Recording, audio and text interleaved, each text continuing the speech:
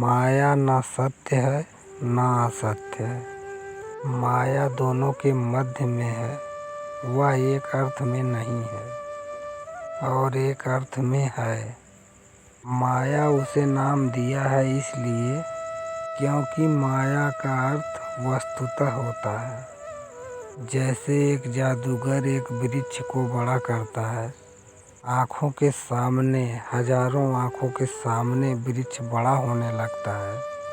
हजारों आँखों के सामने क्षण भर में ही उस पर फल लगने लगते हैं। फल बड़े हो जाते हैं। जो देख रहे हैं वे सभी जानते हैं कि ये हो नहीं सकता, यह है नहीं, और फिर भी दिखाई तो पड़ता है। माया का मौलिक अर्थ है भ्रांति की कला। माया का मौलिक अर्थ है जादू, मैजिक। उसका अर्थ है कि जो नहीं है वह भी दिखाई पड़ सकता है। इसकी संभावना है और इससे उल्टी भी संभावना है कि जो है वह नहीं दिखाई पड़ सकता। इसकी भी संभावना है कि जो है वह छिप भी सकता है और जो नहीं है वह प्रकट भी हो सकता है। तीन स्थितियां हैं जो नितांत नहीं हैं, जिसकी भ्रांति भी नहीं हो सकती। जो नितांत है उसकी भी भ्रांति नहीं हो सकती। लेकिन जो एक दृष्टि से है, एक दृष्टि से नहीं है, उसकी भ्रांति हो सकती है। वह तीसरा अस्तित्व का रूप भी है। उस रूप का नाम माया है। यह तो माया का शाब्दिक अर्थ है।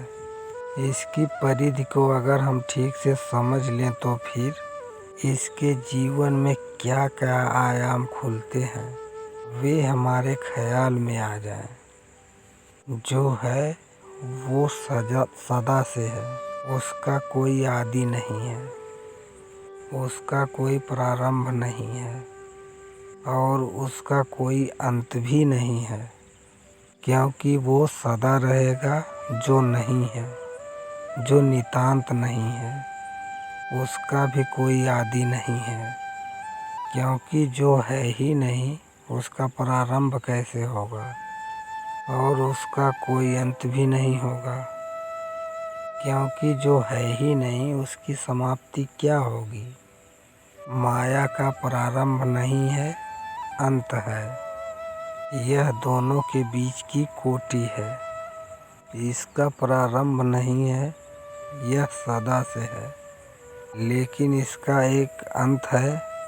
इसे हम ऐसे समझ लें, अंधेरा है, अंधेरा सदा से है, लेकिन अंधेरे का अंत हो सकता है। प्रकाश जला और अंधेरा गायब हो जाता है। अंधेरे का प्रारंभ कोई नहीं है कि अंधेरा कब प्रारंभ हुआ। वह अनादि है, वह सदा से है, लेकिन इसका अंत होता है। प्रकाश जलता है और इसका अंत हो जाता है। माया की जो तीसरी श्रेणी है अस्तित्व में, वह सदा से है, अंधेरे की तरह। जब व्यक्ति जागता है चैतन्य में तो उसका अंत हो जाता है। जब प्रकाशित होती है चेतना तो वो अंधेरा कट जाता है। यह जो माया है यह एक वितरणीय स्वप्न है। स्वप्न की एक खूबी है कि जब वो होता है तो वास्तविक मालूम होता है। हम सभी ने स्वप्न देखे हैं और हर सुबह हमने पाया है कि वह एक झूठ था, लेकिन फिर आज रात जब स्वप्न देखेंगे तो देखने में वह वास्तविक हो जाएगा। स्वप्न में कभी याद नहीं आता कि जो देख रहे हैं वह एक झूठ है। आ जाए याद तो स्वप्न टूट जाए। स्वप्न की एक आंतरिक खूबी है कि जब यह होता है तो वास्तविक होता है, वास्तविक मालूम पड़ता है। रंच मात्र भी शक पैदा नहीं होता, जरा सा भी संदेह नहीं उठता। बड़े बड़े संदेहशील लोग भी, जो जगत पर संदेह कर सकते हैं कि है या नहीं, स्वप्न पर संदेह नहीं कर पाते हैं।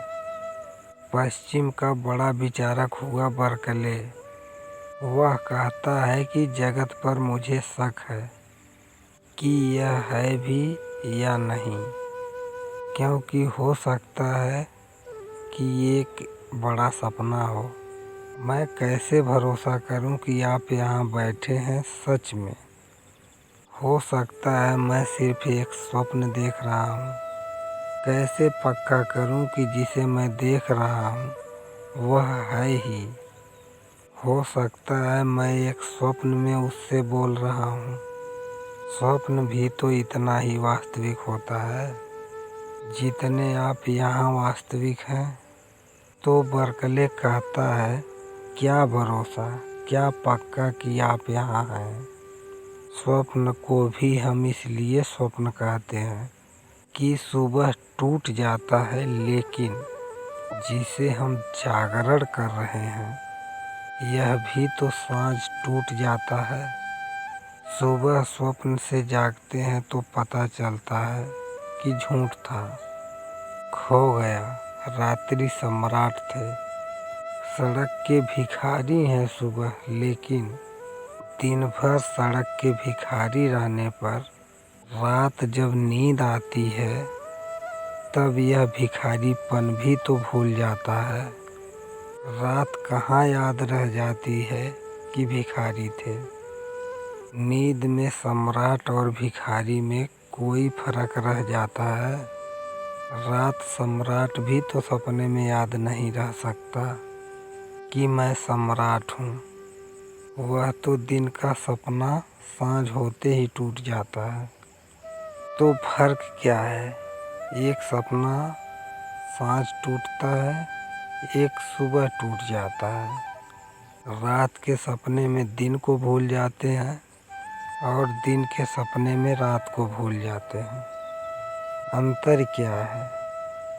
तो बर्कले कहता है कि मैं कैसे भरोसा करूं कि मेरे बाहर कोई अस्तित्व है। यह बड़े मज़े की बात है, लेकिन बर्कले भी सपने में यह याद नहीं रख पाता कि जो है वह कहीं संदिग्ध तो नहीं। जागते में संदेह संभव है, सोते में संदेह भी संभव नहीं है। बड़े से बड़ा नास्तिक भी, संदेहवादी भी सपने में संदेह नहीं कर पाता। सपने की माया बड़ी अद्भुत है। सपने में आप देखते हैं कि मित्र खड़े खड़े आपके सामने ही घोड़ा बन जाता है और इतना भी शक नहीं आता कि यह कैसे हो सकता है। स्वप्न में कभी शक नहीं आता। स्वप्न बड़ा आस्थावान है।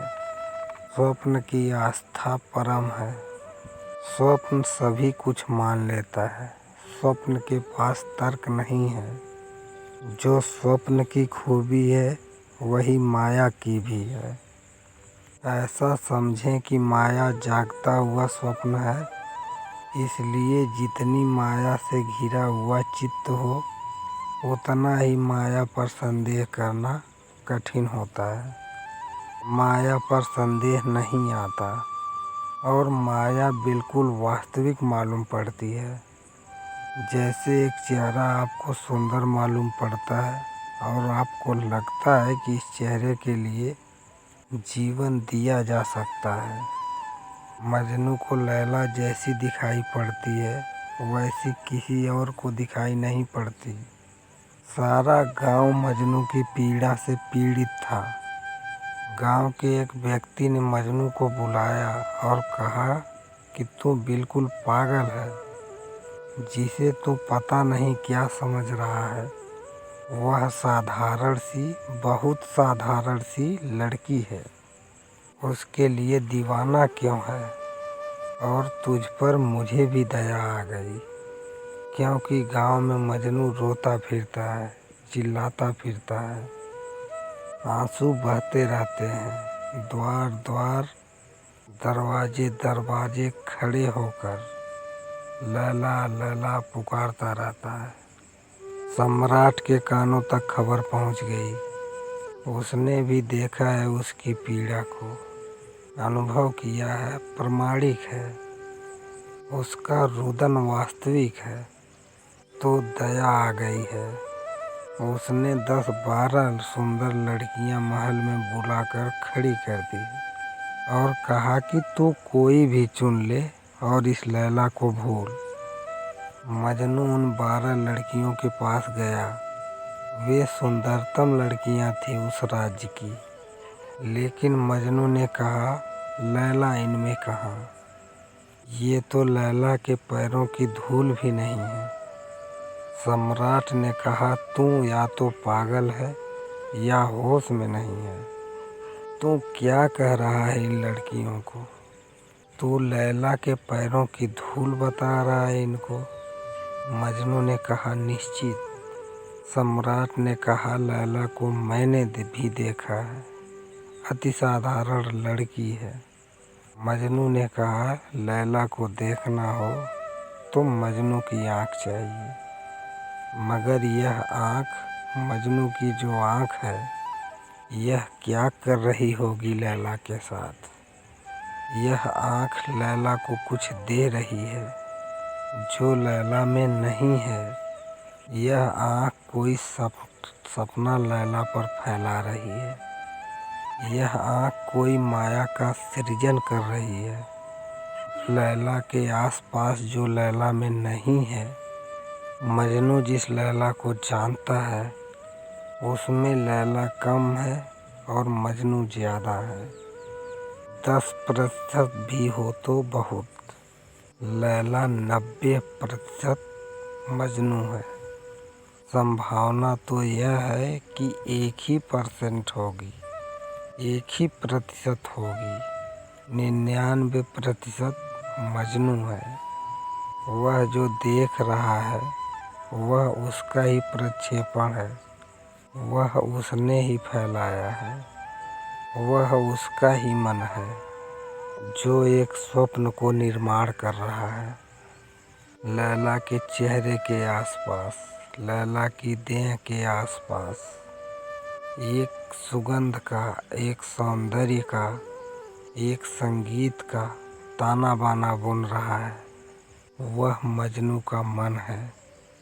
जैसे मकड़ी अपने ही भीतर से तार को निकालती है और जाल बुनती है, वैसे ही आदमी का मन माया को बुनता है। अपने ही भीतर से निकालकर बाहर सहारे लेने पड़ते हैं, बस जैसे मकड़ी को भी लेने पड़ते हैं। जाला मकड़ी बुनती है तो कहीं दीवार में अटकाती है, कहीं द्वार में अटकाती है। बस इतनी खूंटियों का सहारा है, बाकी सारा जाला उसका अपना है। मनुष्य भी जिस माया को रचता है उसमें बाहर खूंटियों का सहारा है। लैला बस खूंटी है और जो लैला दिखाई पड़ रही है वह मजनू का अपना जाल है, माया का अर्थ है।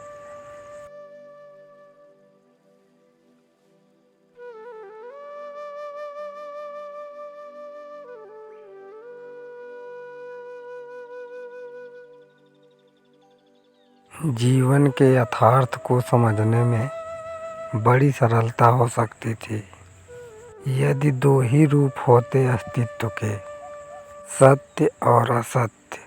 हम कह सकते किसी चीज़ को है या नहीं है। ऐसे 2 स्पष्ट विभाजन होते जीवन के, अस्तित्व के, तो कठिनाई जरा भी न थी।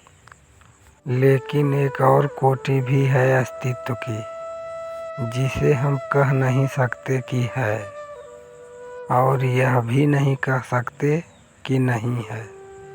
उससे ही सारा उलझाव पैदा होता है। जैसे राह में सांझ के अंधेरे में पड़ी हुई रस्सी आपको साफ दिखाई पड़ गई है, यह जो सांप आपको दिखाई पड़ गया है, यह है या नहीं है? काश सरलता होती कि हम स्पष्ट कह सकते कि नहीं है, या कह सकते कि है, तो उलझाव कोई भी नहीं था। लेकिन रस्सी में जो सांप दिखाई पड़ गया है, वह एक अर्थ में नहीं है, क्योंकि खोजने पर रस्सी हाथ में आती है, सांप हाथ में नहीं आता। लेकिन एक अर्थ में है, क्योंकि दिखाई पड़ा है। ऐसा ही नहीं, जिसे दिखाई पड़ा है वह भागेगा भी, गिर भी सकता है, चोट भी खा सकता है। हृदय की धड़कन उसकी बढ़ जाएगी, पसीने से तरबतर हो जाएगा, और अगर कभी लौट कर ना आए और खोजे ना, तो सदा इसी ख्याल में जिएगा कि सांप था। तो जो नहीं था उसके कारण आदमी दौड़ सकता है, क्या जो नहीं था उसके कारण पसीना बह जाता है? जो नहीं था भय से हृदय कांप जाता है? जो नहीं था क्या उससे भी ऐसी घटना घट सकती है? अगर घट सकती है तो उसे किसी अर्थ में होना तो मानना ही पड़ेगा, क्योंकि जिसके ना होने पर भी होने की घटनाएं घट सकती हैं, उसके अस्तित्व को एकांत अस्वीकार करना असंभव है। रात सपने में देखते हैं आप एक भयानक स्थिति, नींद खुल जाती थी और जान लेते थे कि सपना था, लेकिन हृदय की धड़कन इससे कम नहीं हो जाती, हाथ पैर कांपते ही चले जाते हैं।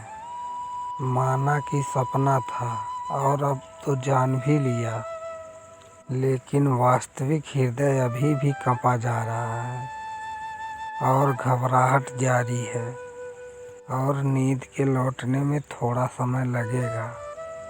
तो जो अवास्तविक होकर वास्तविक पर प्रभाव डाल सकता है, उसे ऋषि कहते हैं कि हम बिल्कुल ऐसा कह दें कि यह नहीं है तो अनुचित होगा। और मज़े की बात तो यह है, यह जो तीसरी कोटि है वह इतनी प्रभावी है कि सारा जीवन उसी से ओतप्रोत है, इसलिए उसे इनकार नहीं किया जा सकता। यह तो तीसरी कोटि है, इतनी महत्वपूर्ण है कि सारा जीवन हमारा इसी के इर्द गिर्द निर्मित होता है और चलता है। इसलिए भारत ने एक ऐसे शब्द का प्रयोग किया, इस्तेमाल किया, आविष्कार किया, जिसका नाम है माया।